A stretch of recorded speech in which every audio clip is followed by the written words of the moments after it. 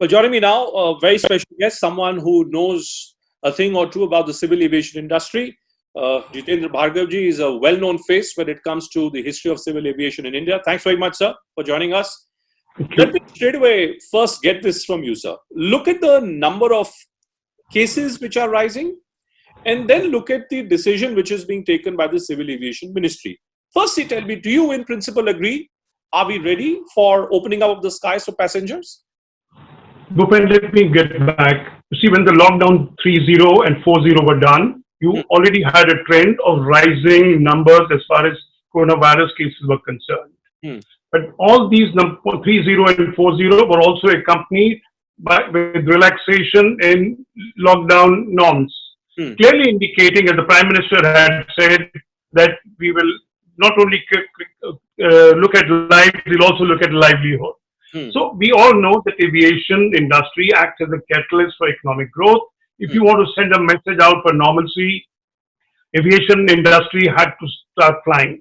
hmm, So it is in this context that I see that it's a very welcome step hmm, that the flights are being restored from the 25th of May. But hmm, the bigger question that I have been asking is that this will be a new paradigm as far as flying is concerned. New SOPs have been introduced for passengers, for hmm, the airports, for the airlines, etc. hmm, Was it necessary to introduce one third of the summer schedule on day one of the flight? hmm, Or could it have been started with 10-12% of the schedule and gradually scaled up so that there are two gains that would have arisen out of it? hmm. Number one, the infection prevention protocols would have been tested. Right. Second, airport staff, airline staff would have been made familiar with. Right. There was no need to cover the entire country's network and said, okay, airlines from 25th, you can mount flights. Hmm, It could have been, as the minister did use the word calibrated manner, but he said that starting point is 33%. hmm, I'm saying if only the benchmark had been reduced, the hmm, base had been reduced to 10-12%, and then scaled up, hmm, because we shouldn't overlook the fact that hmm, ever since the flights were grounded, hmm. a lot of Indians got stranded in different parts of the country. Correct. And they have been ringing up the airline to check as to when are the flights getting resumed. Hmm, Now, 1 week, the first week will see a lot of demand because these people want to get back home. hmm. They will put these safety parameters aside and said, my top priority is to get back home. Right. But then an average passenger will always think twice and say, must I travel Hmm, when there is a risk involved when I travel? hmm, Notwithstanding safeguards that are being introduced as part of the SOPs that have been issued. hmm. Are we? Is this not like a time bomb of sorts? Then I completely agree with you, Jitendra ji, that SOPs are there, and we expect CISF commandos now to start looking at whether Arogya Setu app has been downloaded. I'm told there is a thermal imaging center through which you'll have to go through every time you enter an airport complex. Do you really think we have the infrastructure to go with this, sir? What happens is that whenever a new thing is introduced, this is the typical reaction that we have. Hmm, Let me take you back to 9/11. What happened post the 9/11? hmm, A whole lot of security parameters got introduced. hmm, On board ground, we went through more rigorous tests at the airport. hmm. Do we crib now? We So we don't. all have the realization that it was done in our own interest so that planes are safe. Hmm, Likewise, it will take some time, 3 weeks, 4 weeks, 6 weeks time, and people will get the realization hmm, that all these cumbersome processes that are being introduced, hmm, which will eventually become part of our life for the hmm, next 2-3 years, hmm, have been introduced for my own security and safety, that I should not get infected while traveling. hmm. Can I then ask you That to is why I respond to said, what Hardeep Puri once the said? message goes out Yeah. to after the initial lot of passengers have traveled on a flight, Hmm. more people will feel confident of flying. But let me then ask you to explain to me what exactly is being stated here by Hardeep Singh Puri, the Civil Aviation Minister. This is what he said, and I'm quoting exactly. And this is about how you are flying, what's going on inside the flight when you're flying. He says, if we exclude the middle seat, the social distancing requirements are not being met. If we exclude the middle seat, nowhere in the world there is an option of keeping the middle seat vacant or anyone is seriously pursued. Based on our experience, once we exit from this 3-month period, we can either return to situation prevailing prior to COVID-19 or we can have a market-based system. Can you explain to me what exactly he's saying, sir? You see, let me first give you the genesis of it. Hmm. It was in the letter sent by the Bureau of Civil Aviation Security to Secretary Civil Aviation on 17th April, where this philosophy was propounded. Hmm. That the airlines must leave the middle seat vacant for social distancing norms.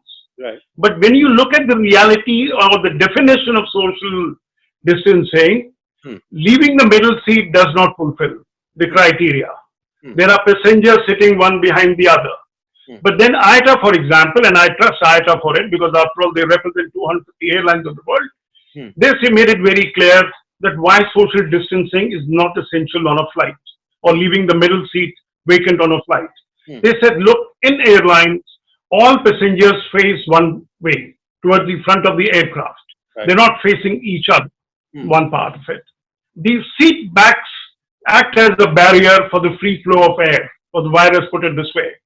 Then the air conditioning on an aircraft, fortunately in such a manner that the air flows from the top and goes down and then disappears from the surface. So clearly there are safeguards which are built in, not because of the coronavirus, but safeguards have been there on an aircraft. And this air conditioning is equivalent to that which exists in hospitals. So if you have no risk in hospital, you have no risk on the flights. And then of course the detailed SOPs that have been introduced, that they will conduct checks on the ground before a passenger is allowed to board, whether it is the Arogya Setu or it is getting a form filled up by them, etc. That's going to be thing there. Okay. But my bigger question is, we are very good in planning, but where we normally falter is in implementation. That's the point. Now, when you have a large number of people with different temperament, different discipline attitude, now how are you going to control them? You are accustomed, and I am accustomed, when a plane lands at ground, the doors are open. Look at the kind of virtual stampede that you have on a flight, passengers wanting to get out of the aircraft. Now, we don't want to be touching each other. Now, how are you going to do it? So that is where my earlier contention, that had this been started with about 10% of the flight services, perfected the system, telling people very clearly this is what we have observed in the first 10% of the flights resume or in the first 2 weeks of the flight operation, and then gradually scale it up. Okay. Because the greater amount of discipline will have to be infused in the people, and they must exhibit that. So finally then, Jitendra ji, you're one of those people in this country who has spent a significant part of his life in the civil aviation infrastructure. You know the mind of the consumer, the flyer, as well as the authorities. Please tell me, do you really think this experiment, which is, and I call it an experiment right now, this experiment, is it bound to fail, sir, or am I being pessimistic today? It may have some teething trouble, but the experiment will succeed. Let's give credit to the ministry that there have been detailed discussions with the stakeholders, the airlines. The SOPs have been formulated in that manner. SOPs may run into many pages, but they are detailed ones. They look at every situation and then they have an answer for it. As I said, planning is perfect. Planning is implementation remains to be seen. That is where the human element will come in. And I hope that people at the airport take it seriously because it is in their interest. We are a responsible lot. We will neither harm ourselves nor allow people who are seated next to me to be harmed on a flight. I agree. I couldn't agree more. On those same notes and that good advice, I hope that everything turns out fine. Jitendra ji, always a pleasure speaking to you, sir. Thank you so much for joining us, sir. Thank you.